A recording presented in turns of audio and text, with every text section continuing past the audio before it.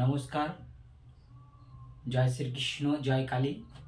আমি জ্যোতিষ পরিমল। আজ আপনাদের যেটা বলবো সেটা হলো গ্রহ শান্তির জন্য ধাতু ধারণ করুন। এর আগের দিনকে আমি মূল সম্বন্ধে বলেছি, কারণ আমরা জানি সবাই যে আমরা রত্ন পাথর কিন্তু সবাই পরিধান করতে পারবো না। তাই বলে কি তার বিকল্প কোনো রাস্তা নেই? নিশ্চয়ই আছে। আমরা ধাতুতে মোটামুটিভাবে 5 থেকে 10% কাজ পেয়ে যেতে পারি। অর্থাৎ কোনো গ্রহ যদি ভীষণ অশুভ হয়ে যায় তাহলে সেই ক্ষেত্রে কিন্তু ধাতু দ্বারাই কিন্তু তার প্রতিকার দেওয়াটাই ভালো। যাই হোক, আজকে আপনাদেরকে আমি যেটি বলবো সেটি হলো রবির জন্য আপনারা কি পরবেন, কোন ধাতু ব্যবহার করবেন। রবির জন্য আপনারা সোনা ধারণ করুন অথবা তামা ধারণ করুন। সোনা অথবা তামা। চন্দ্রের জন্য কি ধারণ করবেন?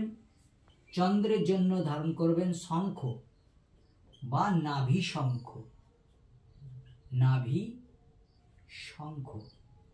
নাভি শঙ্খ পাওয়া যায় দশকর্মার দোকানে। ওখান থেকে নিন, দিয়ে কোনো জুয়েলারিতে দিয়ে রূপো দিয়ে বাঁধিয়ে ওইটাকে ব্যবহার করুন। মঙ্গলের জন্য আপনারা রক্তবর্ণের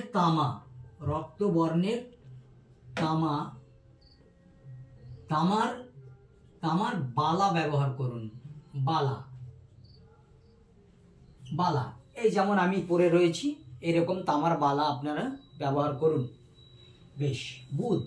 বুধের জন্য দস্তা ব্যবহার করুন।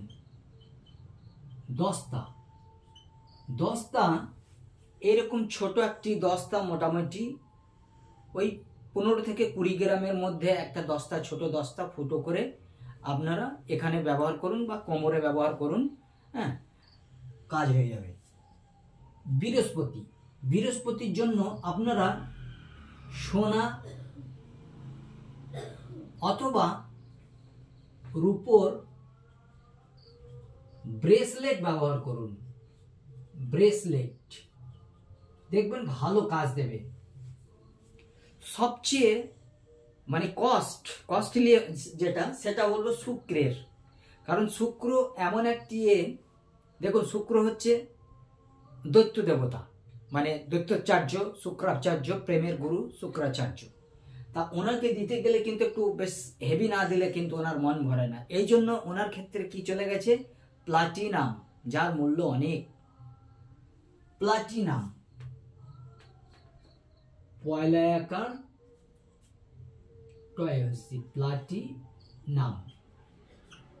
প্লাটিনাম। বেশ। শনির জন্য আপনারা কি ব্যবহার করবেন? সীসা ব্যবহার করুন। সীসার ঢোলক পাওয়া যায়, 3টে ব্যবহার করুন। 3 × 7 = 21, হয়তো কি 20 গ্রাম সীসা ব্যবহার করুন। রাহুর জন্য কি ব্যবহার করবেন? রাহুর জন্য লোহা রিং ব্যবহার করবেন। লোহা রিং, এই মধ্য আঙুলে লোহা রিং ব্যবহার করুন। লোহার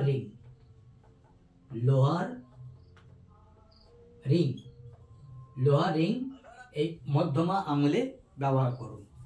আর কেতুর জন্য ব্যবহার করবেন এই যে বালা পাওয়া যায়, মেলা খেলায় যে বালা পাওয়া যায়, স্টিলের বালা, সেই বালা একটি ব্যবহার করুন। স্টিলের বালা। এবার স্টিল কি অল্প পরিমাণে দিলে হবে? সেটি একটু বেশি পরিমাণে দিলেই ভালো হয়।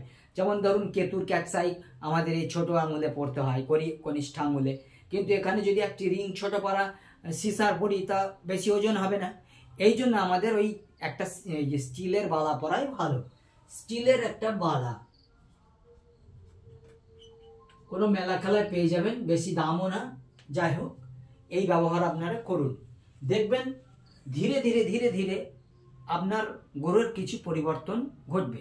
তারপর জপ তপ তো আছেই, আমার দেওয়া আছে জপ তপ। এরপর আমি এ সম্বন্ধে বলবো। আপনারা কোন রত্ন পাথর পরিধান করবেন সে গ্রহের পরিস্থিতি অনুসারে, গ্রহরা কি অবস্থায় আছে, গ্রহ বাল্য অবস্থায় আছে, না কুমার অবস্থায় আছে, না যুবক অবস্থায় আছে, না বৃদ্ধ অবস্থায় আছে, না মৃত অবস্থায় আছে, সেইভাবে দেখে কারক বাদক মারক এসব দেখে কিন্তু রত্নপাথর পরিধান করা উচিত। যাই হোক, আজকে আমি আপনাদের সামনে একটি দিলাম, আপনারা ভালো করে দেখে নেবেন, ব্যবহার করুন। আর একটি কথা, আমার একটা ইউটিউব চ্যানেল রয়েছে, যেখানে পরিমল মণ্ডল নামে সার্চ করলেই আপনারা পাবেন। আর ফেসবুকে আসুন, ফেসবুকে এসে আপনারা সার্চ করুন জ্যোতিষ জ্ঞান, সেখানে আমাকে আমার প্রোগ্রাম দেখতে পারবেন। আমাকে আমার প্রোগ্রাম আপনারা শেয়ার করুন, আর চ্যানেল সাবস্ক্রাইব করে রাখুন। আর সর্বোপরি শেষ কথা তো একটি